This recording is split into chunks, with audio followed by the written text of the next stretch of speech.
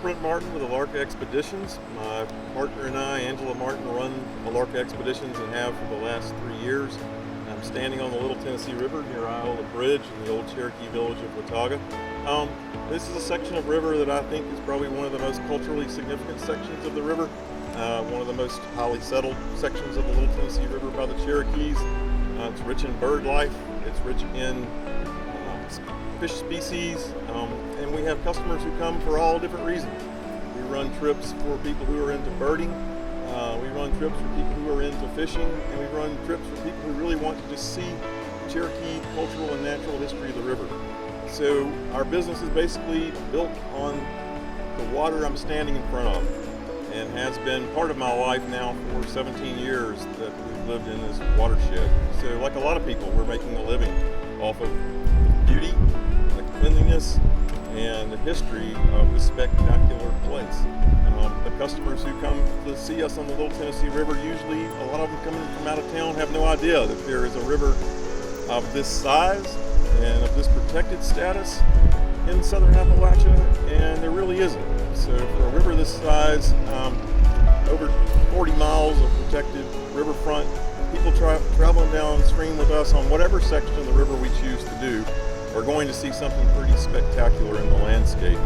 So standing here just up the hill from us is the Watauga Mound, which was the Cherokee village that William Bartram described coming down the river valley here in 1775 as he made his way towards Cowee town, which was the diplomatic capital of the Middletown Cherokee. So this section of river that I'm on right now is probably the most culturally significant section of the river. Going north of here, the river just gets wilder and more rugged and more scenic. We're putting in right here today above Iotla Bridge, which is an ancient crossing on the Little Tennessee River. The old trade paths that crisscross this valley. This was one of the major ones here where Bartram described as crossing before he proceeded on downriver to Cowee town. So we're going to put in the river here at Iotla Bridge and go down to the old Cherokee village of Cowee, and that's where we're going to take out today. And going downriver, we're going to immediately hit a series of Native American fish weirs. These fish weirs were probably built, who knows, 500 years ago, 1,000 years ago, perhaps longer. On the 7-mile section of river that goes down through Cowee starting here, back in 2005, a fellow enthusiast of mine about this river named Lamar Marshall, he and I documented 13 fish weirs on this section of river. And those are all visible in very low water. We'll see some of these today as we go down river and get a sense of just how much work went into building these and why were these here? What was in particular about these fish weirs that led to their creation? Well, it's generally believed that this river once held thousands and millions perhaps of red horse, a particular type of fish that travels up this river and spawns in the spring, and that these fish weirs would have been used to actually capture these fish and process them for food. Most of those red horse now are just traveling back and forth between Lake Montana in here because they're an anadromous fish or a diadromous fish. I'm not real clear on exactly how to say that, but they do migrate up and down and spawn in this river, and we're here once in far greater numbers.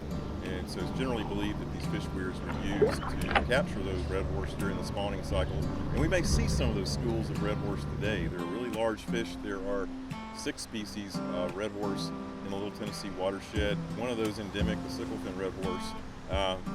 When I see a red horse in the river, I can't distinguish between one or another unless I have Bill McClarney with me, fisheries biologist. But we could see bald eagles on this stretch of river today. Just last week, my wife and I saw an American egret on this section of river, which I was startled to see this time of year. I've seen those in the spring before. Flocks of cedar waxwings. We just had a kingbird sitting here on the wire above us.